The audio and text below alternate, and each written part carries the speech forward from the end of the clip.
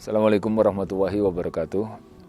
Alhamdulillah wa syukurillah, la haula wa la quwata illa billah.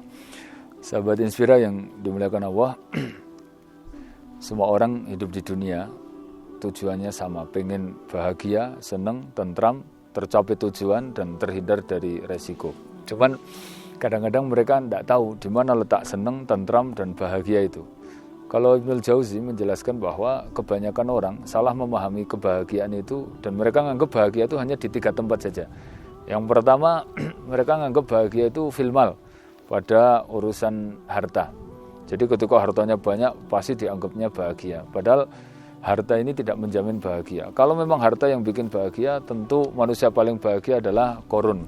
Karena hartanya begitu melimpah sampai dalam riwayat itu hartanya Qarun dipikul 7 orang aja nggak kuat saking banyaknya. Tapi dalam riwayat juga Qarun ini mengalami penyakit yang susah tidur karena khawatir harta itu diambil atau dirampok dan sebagainya. Yang kedua, orang anggap bahagia itu ketika punya jabatan, firisyatin. Kalau memang jabatan yang bikin bahagia, tentu manusia paling bahagia Fir'aun karena menjabat sebagai Tuhan. Tapi ternyata justru di puncak jabatannya Fir'aun ini di puncak takut. Saking takutnya dia nyuruh kepada seluruh pasukannya untuk membunuh bayi laki-laki. Karena dia mimpi dalam mimpinya ini jabatan dia dilengser. Artinya itu di puncak jabatan justru dia di puncak takutnya. Nah yang ketiga, ini kata beliau, orang menganggap bahagia adalah ittiba'u syahwat. Ketika dia bisa nuruti syahwat. Ketika semua keinginan terturuti, dia merasa akan bahagia. Ternyata yang terjadi kebalikannya. Justru Nabi mengatakan sumber malapetaka dan yang membuat hidup sengsara, itu salah satunya adalah al-hawa al-mutaba, hawa nafsu yang selalu dituruti. Kalau keinginan semua dituruti, itu justru semakin tersiksa. Karena dia tersiksa dengan ambisi yang gak ada puasnya. Dan Allah malah menjelaskan kebalikannya. Kalau kita pengen bahagia, itu justru keinginan ini mah ditahan. Kata Allah, fa'amma man khafa maqama rabbih wa nahan nafsa 'anil hawa, siapa yang bisa takut pada Rabb-nya dan menahan hawa nafsunya, fa innal jannata hiyal ma'wa, maka surga nanti tempat kembalinya. Ini betul-betul anugerah yang sangat besar bahwa al jaza' min jinsil amal, balasan itu sebanding dengan perbuatan. Ketika di dunia kita menahan keinginan karena mengikuti aturan, maka akhirnya di akhirat Allah balas dengan seluruh keinginannya dikabulkan oleh Allah Ta'ala di surga. Dan kebalikannya, ketika di dunia itu nuruti semua keinginan dan dia tidak mengikuti aturan, akhirnya di akhirat seluruh keinginannya tidak dikabulkan oleh Allah Ta'ala. Makanya orang yang bisa menahan syahwat, nanti di surga mereka seluruh keinginan dikabulkan. Kata Allah, walakum mimma yastahi anfusakum walakum mimma tad'un. Sesungguhnya orang yang di surga akan diberi apa yang dia inginkan dan Allah kabulkan apa yang terbetik dalam hati. Artinya baru di batin dalam hati Allah langsung wujudkan dalam wujud yang begitu cepat. Sampai ada salah satu riwayat ketika orang masuk surga, ahlul jannah itu masuk surga, dia ngelihat ada burung terbang. Kemudian saking kepengennya dia cuman mikir dan terpikir dalam hatinya itu bahwa andai kata burung itu menjadi makanan yang enak di siang ini, maka qadarullah langsung Allah jatuhkan burung itu dan dihidangkan dalam wujud matang. Dan di situ kemudian ayat Allah Ta'ala yang mengatakan yusabbihuna bihamdi rabbihim wa qudiya bainahum bil haqqi wa qila alhamdulillahi rabbil alamin. Itu surat Az-Zumar ayat terakhir ini menjelaskan adalah ucapan penduduk surga ketika melihat apa yang dia inginkan diwujudkan oleh Allah Ta'ala. Kemudian kebalikannya, ketika dia nuruti semua syahwatnya di dunia, akhirnya di akhirat seluruh keinginannya tidak dikabulkan oleh Allah Ta'ala. Sampai penduduk neraka itu ngemis-ngemis kepada penduduk surga. Dalam surat Al-A'raf disebutkan, wanada ashaban nar ashabal jannah. Kamu lihat nanti penduduk neraka sampai memohon ngemis-ngemis kepada penduduk surga, an aski alaika rabbuka minal ma', saya dikasih makanan atau minuman, au mimma razaqakumullah, atau apa yang Allah rezekikan kepada kamu. Gimana jawaban penduduk surga? Qala innahuma haramun alal kafirin. Sesungguhnya itu, dua itu, makanan dan minuman tadi haram untuk kalian orang-orang kafir. Jangankan minta makan, minta mati saja nggak dikabulkan nanti kalau di neraka. Sampai kemudian penduduk neraka ketika mau dimasukkan neraka, itu Allah menghadirkan makhluk yang namanya kematian. Kemudian Allah matikan kematian itu, ya. Kemudian Allah mengatakan, ya ahlan nar udkhulu wahludu wala tamutun fa innal maut qad mata. Wahai penduduk neraka, silahkan kamu masuk neraka dan kekalah kamu di dalamnya dan kamu tidak mati karena mati sudah dimatikan oleh Allah Ta'ala. Sampai dia mengatakan kepada malaikat Malik, ya Malik, liyak di alika rubuk. Wahai Malik, saya dibunuh saja, sudah enggak kuat menahan siksa. Gimana jawaban malaikat Malik? Qala innakum makisun. Sesungguhnya kamu akan tetap selama-lamanya di neraka. Sahabat Inspira rahimakumullah, maka paling tidak untuk kesempatan di waktu ini saya sebutkan satu hadis yang ini Nabi menjelaskan konsep bahagia dalam Islam. Nabi menjelaskan sederhana sekali.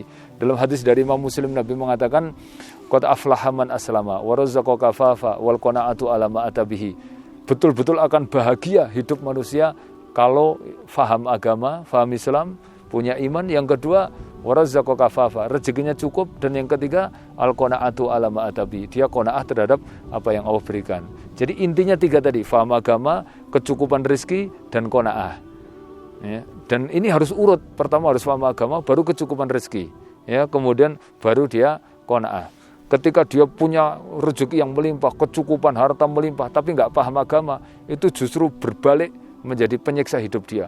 Dia punya banyak harta, punya jabatan, tapi nggak paham agama, maka hartanya akan menyiksa dia. Itu yang menjadi jawaban.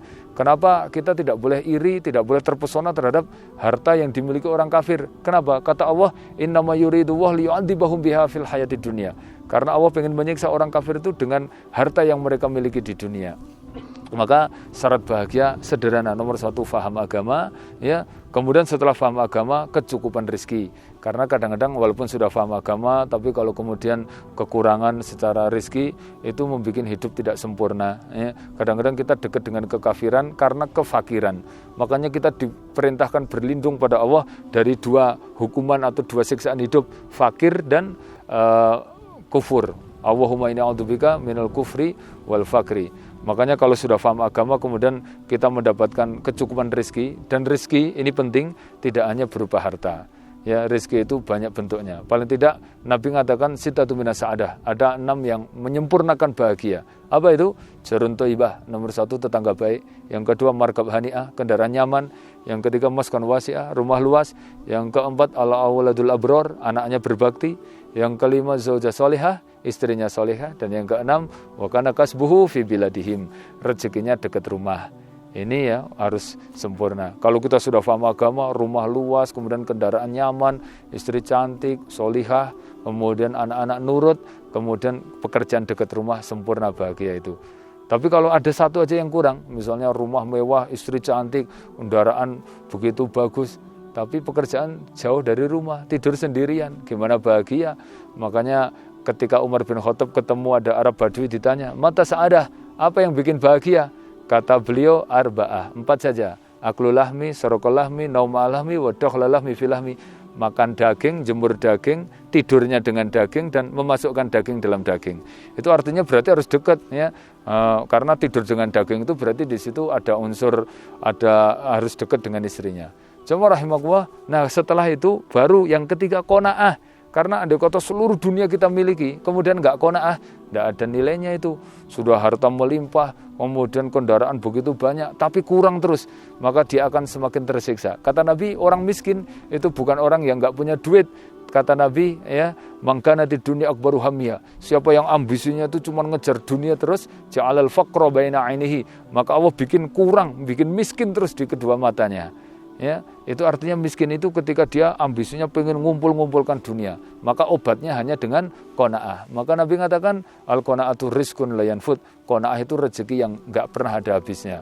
Maka ketika kita punya perasaan hati yang cukup, ya, itulah hakikat kaya sebenarnya. Kata Nabi, laisal ghina ghinaul ambal, walakinnal ghina ghinaun nafs. Namanya orang kaya itu bukan yang banyak duitnya, tapi orang kaya adalah yang jiwanya itu merasa cukup.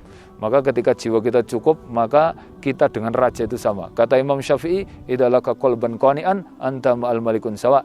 Kalau kamu itu punya hati yang sudah merasa cukup, maka kamu dengan raja itu sama. Karena apa? Yang kita makan, yang kita gunakan, itu hakikat rezeki itu ya sama dengan orang kaya. Jemaah rahimakumullah, maka ada nasihat Nabi yang sangat menarik, ya, ketika kita bangun tidur, kondisi kita tenang jiwa, tidak ada tekanan batin, bahagia. Kemudian yang kedua, ya, fisiknya sehat. Dan yang ketiga, fakana lahu qutan fi yaumihi. Dia kecukupan rezeki hari itu saja, yang dimakan, yang dipakai hari itu saja. Nabi mengatakan faka'an nama dunia via dia, maka dunia itu di tangan dia semuanya. Karena inti dunia itu adalah yang kita makan, yang kita gunakan hari itu. Kemudian kalau hari itu semua kecukupan, intinya lagi sehat. Walaupun dia memiliki dunia semuanya, kemudian nggak sehat, maka hilang dunia itu. Atau dia sehat kemudian memiliki seluruh dunia, tapi kena tekanan psikologi, sedih dan sebagainya, maka nikmat itu hilang. Makanya betul bahwa mangkana fis sobah aminan fi nafsi, siapa yang bangun tidur di waktu pagi jiwanya tenang, wa afiatan fi jasadi, fisiknya sehat, wa kana lahu qutan fi yaumihi, dan dia kecukupan jatah rezeki hari itu, fa ka'annama dunya fi yadihi, maka dunia semua di tangan dia.